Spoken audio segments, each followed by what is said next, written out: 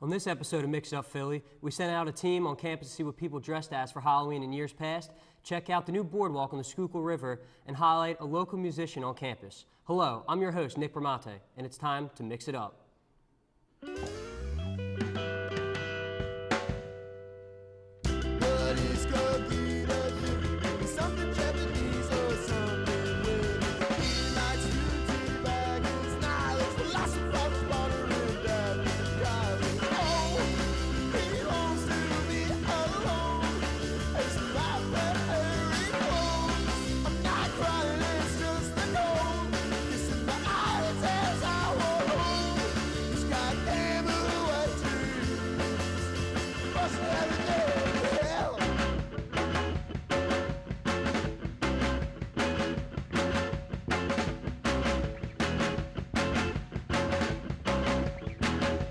Welcome to Mix It Up, where we put a little twist on local happenings from our campus to the heart of the city of brotherly love.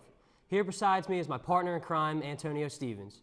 Madeline Jones will take the desk later in the show to interview a representative from the upcoming Be Positive run. On this show, you can expect to get the Philly lowdown while having some laughs along the way. Now Antonio will explain the theme for today's episode. Take it away, Antonio. Thanks, Nick. While the leaves are changing, football season is in high gear, and everything seems to be pumpkin spice nowadays. That must mean one thing. Fall is here, so put on your favorite sweater and get ready to fall in love with your favorite things to do this time of year. First on our list is hiking over to Wissahickon Creek, where Shay Collette, Alexander Miller, and I had the chance to explore and check out the fall atmosphere. The mission of the Friends of the Wissahickon is to preserve the natural beauty and wilderness of the Wissahickon Valley and stimulate public interest. Located in northwest Philadelphia, the 1,800 acres of Wissahickon Valley are a part of Philadelphia's 10,500-acre park system, one of the largest urban park systems in the world. The park extends from Chestnut Hill in the north to Manayunk in the south. Valley Green's a cool place, nice hangout. Fairmont's a great park. The weather's awesome for early October. The leaves are starting to change, so I thought maybe somewhere down the creek you might see the hints of autumn and whatnot. Here with my family, my mom's feeding ducks, so it's great. But come to bike, jog, walk, have fun, hike up the hill there. So I meet my friend Nancy. We've been friends forever. Since we were first grade. And when we celebrate our birthdays, we come here for our birthday lunch every year. So this area, we grew up here. We used to come as kids and feed the ducks and fish, and came with our parents, which now we miss our parents. And we brought our children here, and they bring their children here. It's just beautiful. I bike in the Wissahickon. The Wissahickon's a special place. We have a oasis here in the city that lets bikers, hikers, horseback riders, unicyclists, everybody who wants to come can come here and do what they want to do. So mountain biking here in the Wissahickon's a special thing. Biggest urban park in the United States within city limits, and the fact that there's mountain biking 4 minutes away from my house makes it a good place. Who's LTV? Reporting for Mix It Up, I'm Nishay Catlett.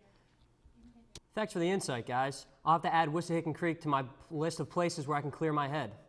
If you aren't exactly an outdoorsy type of person, then Wissahickon Creek may not be your cup of tea. There are indoor activities that can be alternatives to spending time to the creek, such as pumpkin carving. The team of Brendan Rigney, Ryan Walsh, and Frankie Andriola have the coverage. Let's take a look.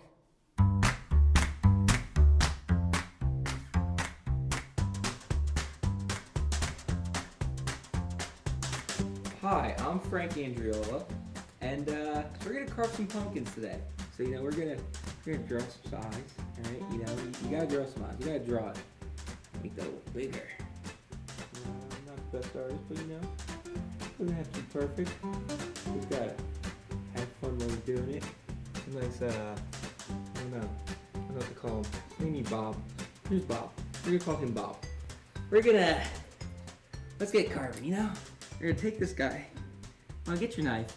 Like so. Watch your hands. Don't want to cut that off. I probably should have emptied this first. No, don't, it doesn't have to be perfect. It's Halloween. The ugly is the good. The ugly is good. You know, we're gonna just, okay. We're gonna make his eyes real big. You know, it's a nice eyeball.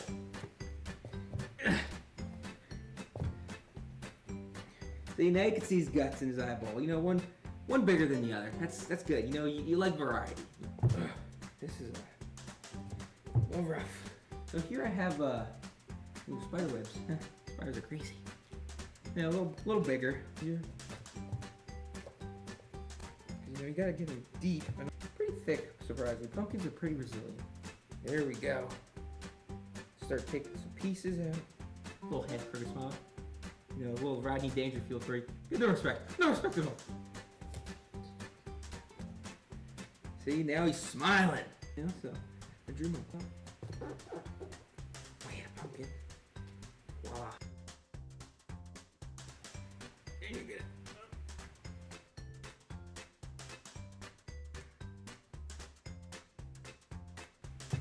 Even slap some of his guts back in his mouth. And we're gonna put this back in like so. There you have it. Real simple, ladies and gentlemen. Let's Wow, good card. that was an interesting take on Halloween, to say the least. Hopefully this helps families across Philadelphia get even more creative with their pumpkin carving like Frank did for this Halloween season. But there's more to fall than just Halloween. Restaurants across the city use this time of year to feature more fall items to entice customers. Just take Isgro's Bakery, for example. They take pride in the fact that they have the best cannolis in Philadelphia. They also have a wide variety of fall treats that they use to show off this time of year.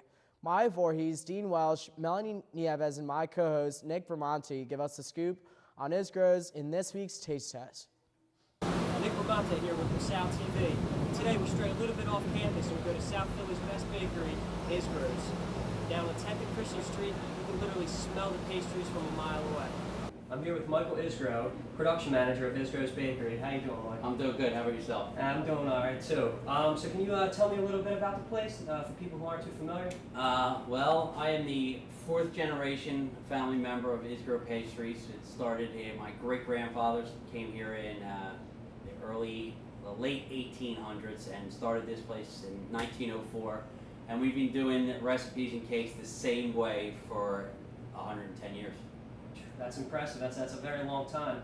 Now tell me, as an Isgro, you've obviously grown up in the company. Have you noticed any similarities in the company in terms of clientele coming back, or we new have people? We have a lot of loyal customers, and I'm very thankful for that. People come to tell me that you know, they get their wedding cakes from us. You made my mother's wedding cake. You made my grandmother's wedding cake. So there's definitely a lot of return business. It's like a tradition. When people come here on Christmas Eve, they wait 4 hours to get into the store. It's the same people every year. Like, they know what to expect, you know. Well, ironically enough, my mother and my grandmother both got their wedding cakes here too. Yeah, so, there you so go. I'm very familiar. So tell me a little bit about the cannolis. I know the cannolis are the biggest thing that you guys have to offer. I know you guys don't take them as a joke. It's very serious. Yes, we still make them by all the shells by hand.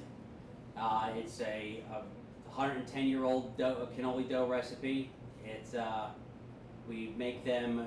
We shut down all production and just make everybody that works in the production area just focuses on making cannoli shells for 5 hours a day, 2 days a week. So 10 hours a week is just devoted to making cannoli shells. How do you work with this amazing smell every day? Yeah. How does that not work your appetite up every single day? It does, I'm not gonna lie. I get in here and there's usually some sort of breakfast pastry that starts my day.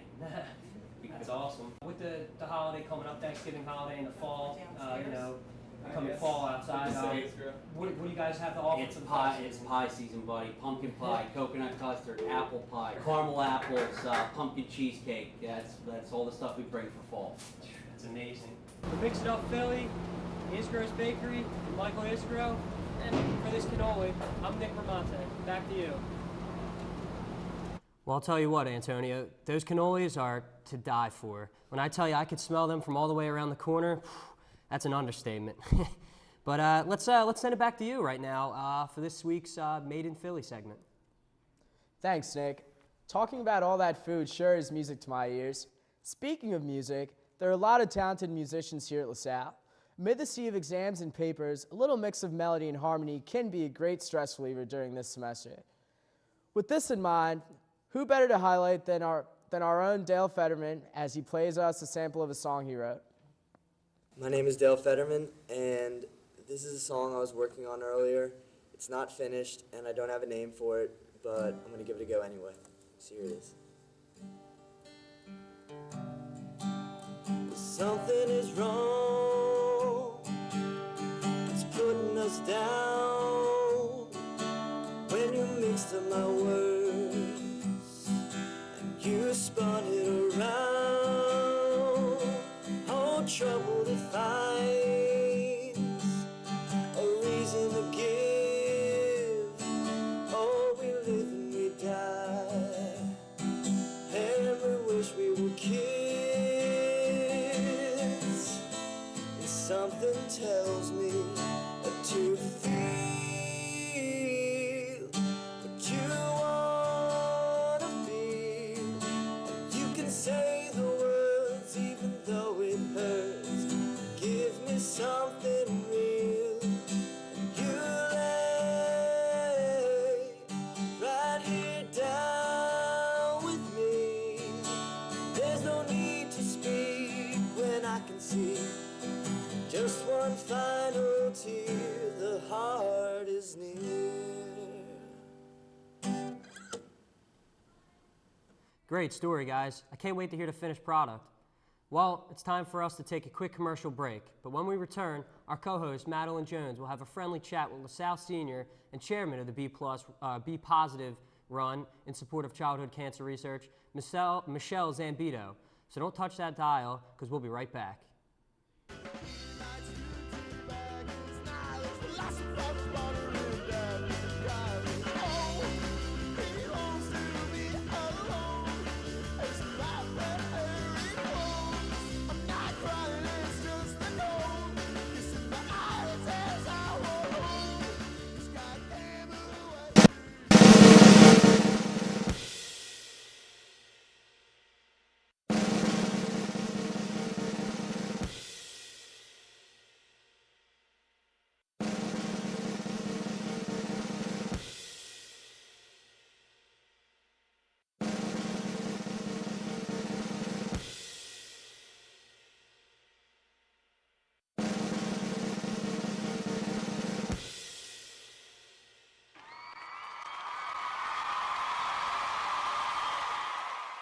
LaSalle TV is the place to be. Want to be cool like us, this is the place to be.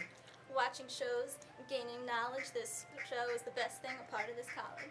Laced with faces, teach about fun. This place is basically for everyone. It was cool talking to you. Hope you enjoyed our flow. So sit back, relax, and enjoy our show.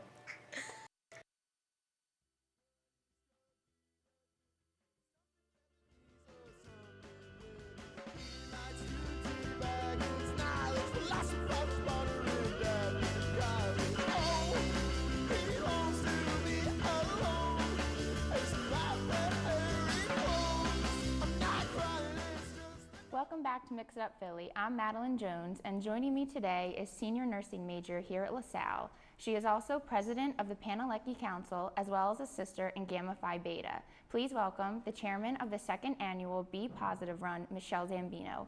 Welcome, Michelle. Thank you for joining us today. Thanks for having me today. So tell us a little bit about the B Positive Foundation. The B Positive Foundation was founded in honor of Andrew McDonough, who was a 14-year-old boy who was diagnosed with leukemia. And when he found out, they told him he wasn't going to make it through the night, and he lived 167 bonus days, they call it. And he unfortunately passed away back in July of 2007. Did your involvement with your sorority, the Gamma Phi Beta, prompt you to be the chairman for this event? Through Gamma Phi, it led me to become the Panhellenic president.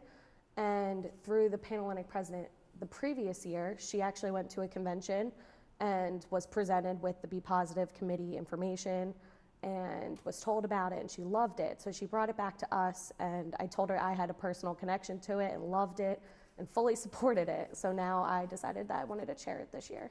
So is your sorority part of the whole event too? Mm-hmm. The Panhellenic Council oversees all 4 sororities, so my sorority will be attending as well. Great. How many teams have signed up so far? So far, there's about 9 teams, I believe, at the current moment. There are a few individuals that have signed up as well, and then a few people who have just donated because they cannot attend the event. Will there be any special speakers at the event? There will. Andrew McDonough's dad, Joe, who founded the foundation, will actually be attending the event. He'll be speaking, and he'll set the runners off in the beginning of the event. That's great. Since this is the second time that LaSalle is hosting the event, is there anything different that was done last year compared to this year? Yeah, last year we had a good attendance. We actually overseeded our goal that we wanted to last year. And my goal this year was to get more of the LaSalle community involved this year outside Greek life. So that's what I've been trying to do so far this year. Have you ever held an event like this? Have you ever sponsored one before? Back in high school, I actually held a breast cancer fundraiser for a friend of mine, her mother, who had passed away from breast cancer. And I held a pasta dinner for my high school.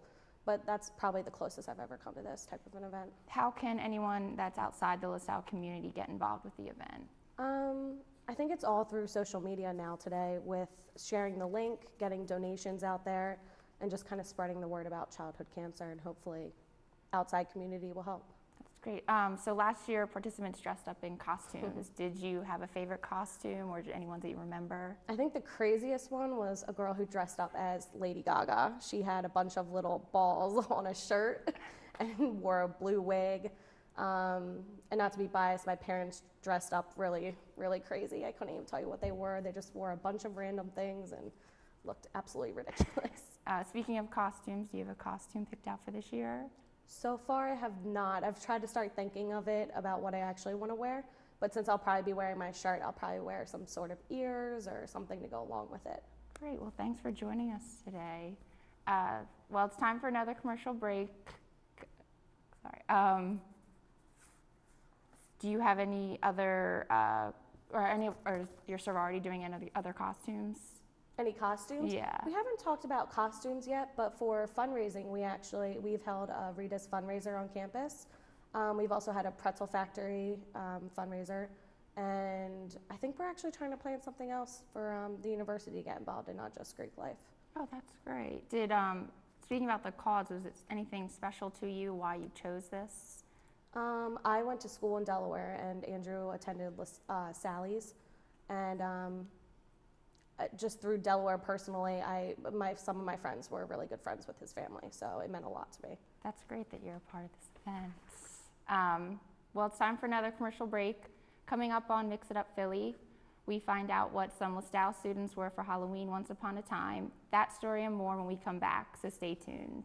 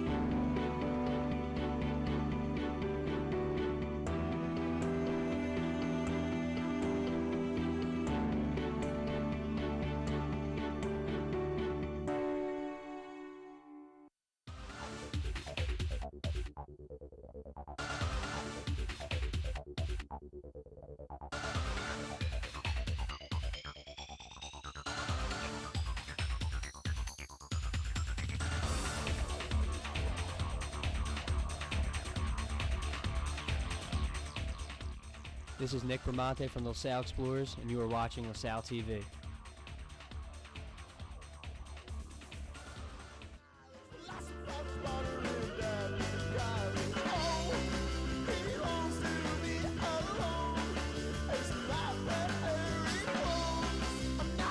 Welcome back. That was an impressive interview Maddie had with Michelle.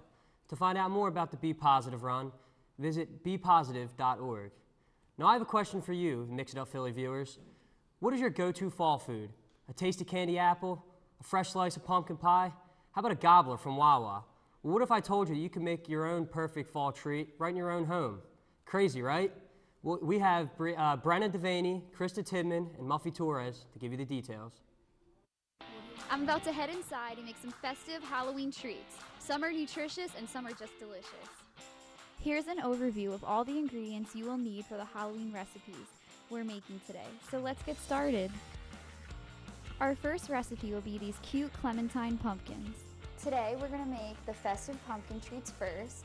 And all you need for them is clementines, celery sticks, and a knife to cut, and you just have to peel. First, peel the clementines. Next, cut the celery an inch in length. So all you do is get your clementine and put the celery right on top, and it looks like a little pumpkin. How adorable are these little pumpkins? The next recipe will be these spooky banana ghosts. And now for the second food we're gonna make today for Halloween are the ghost pumpkins. And for ghost pumpkins, all you need are bananas and any kind of chocolate chips. Our choice was Nestle. Let's get started by peeling the bananas. Get out your knife to cut the bananas on an angle. Finally, you will stick the chocolate chips in the banana to make a spooky ghost face. A little scary. Our last recipe is these creepy spider cookies. So now we're gonna make for our third treat is gonna be the spider cookie. And all you need for this is simple things you can find at the grocery store, like pretzel rods. These are the festive Halloween ones, but I like them because they're, goes with the theme. And Oreos, peanut butter to stick on with your eyeballs, which are M&Ms. Now take your pretzel rods and stick them in the sides of the Oreos. Next, you will spread the peanut butter on top of the M&M eyeballs and place them on top of the Oreo. There you have it, the final product. So these are all of the treats that I made today. They're great for Halloween and they're so easy to make. I hope you all love these and try them yourself. And I'm Krista Tidman reporting for Mix It Up Philly. Have a good day. Thanks for the info, ladies, but let's change the subject before I start thinking about good food again. Moving on, the city of Philadelphia gained a new attraction this fall. Starting back in May of this year, the city has built a new boardwalk for its citizens along the Schuylkill River. Mickey Kelly, Tom McLeod, and our co-host Maddie Jones give us a 411 on the new attraction in this week's Living Local segment. A new addition to our city now brings a little bit of the Jersey Shore to Philadelphia. The Schuylkill Banks Boardwalk, after 2 years of construction, is finally complete. Previously, the trail along the river stopped at Locust Street. But now the boardwalk extends over the Schuylkill River and connects from Locust Street to the South Street Bridge. Those who run, bike, or walk along the Schuylkill Trail will now give us some insight on how they feel about the new attraction.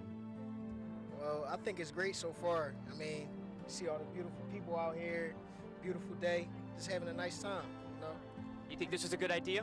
Definitely, most definitely. They should have been put something right here. It was empty for years. I mean, they should have been set something up right here. It certainly is a wonderful attraction for everybody to get out and about. We're from the suburbs and we just happened to see it and hear about it, so we are very impressed with the way this whole area has developed. It's really, really nice. Would you recommend family and friends to walk along this whenever they visit Philadelphia? Oh, certainly. I think it's a tremendous attraction to the city. The Schuylkill River Trail Association plans to complete a 130-mile trail that will connect Schuylkill County with Philadelphia.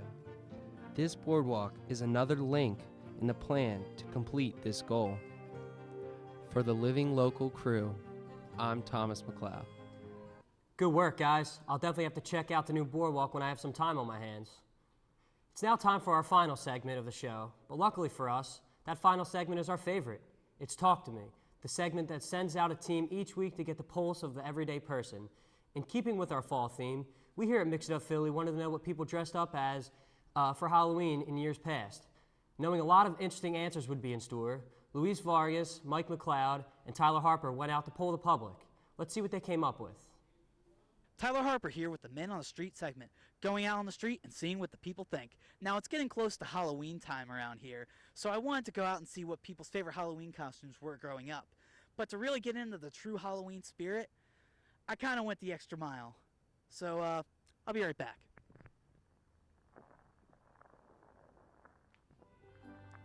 Ha, here we go. Well, I think I'm almost in the Halloween spirit. I've got the costume, but something seems missing. Oh, here we go. Let's go around and see what people think. So did you have like a favorite Halloween costume growing up? Well, let me tell you. My favorite Halloween costume was last year. I wore a onesie and was a baby. So what do you want to be for Halloween this year? Nothing? You don't want to be anything? Oh. 2004 was my prime. I was a voting ballot. Oh, okay. And when I went trick-or-treating, people would put in the candy that they would vote for, which president. Well, I guess I'd have to say Dorothy from The Wizard of Oz, just because I was her for about 4 years growing up. I had 4 years. 4 years. I loved my costume. Do you want to be like a prince? No. You were a baby. Correct. That's a big baby. Thank you. So my 4th grade Halloween costume, I won a prize for it, and I forget actually what it was, but I won a prize for it. I won a skateboard actually. So wait, you're bragging about this prize and you don't even remember what you were? No, I don't. Do you remember anything that didn't win a prize, maybe that was good that you liked? No. Growing up, one of my favorite Halloween costumes every single year is dressing up as Princess Jasmine. Every year? Every single year. She's my favorite Disney princess, so it's always fun to dress up like her. So do you have any idea who won? George W. Bush won. Ah, right, of course. Second term. Don't you forget it. Where were you for Halloween before? Were you anything? Aang. Oh, you were Aang from Avatar? Oh, that's cool. Did you have an arrow on your head? Yeah. Well, it looks like around here, everyone from young and old is in the Halloween spirit. I'm Tyler Harper for Mix It Up Philly. Trick or treat! Thanks for the story, guys. The people had some interesting ideas for Halloween, but I think the star of the show is that little boy who was Aang from Avatar. Well, it appears that's all the time we have on this episode of Mix It Up Philly. It's sad, I know, but the fun doesn't have to stop here. You can check us out on social media. You can contact us on Facebook at facebook.com/LaSalleTV or on Twitter at LaSalleTV. You can also see full episodes of Mix It Up Philly and all your favorite LaSalle TV shows on youtube.com/LaSalle56TV. And finally, you can reach us via email by sending your message to LaSalleTV@lasalle.edu. For Maddie, Antonio, and the rest of our crew, I'm Nick Bramante. Thanks for watching, and we hope that you mix it up with us next time.